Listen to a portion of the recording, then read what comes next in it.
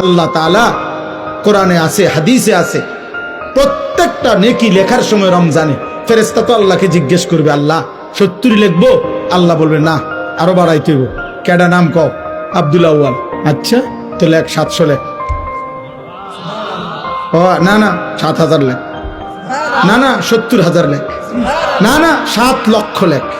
এক সেজদা 70 লাখ লেখ। কসম আল্লাহর তাফসীর আছে।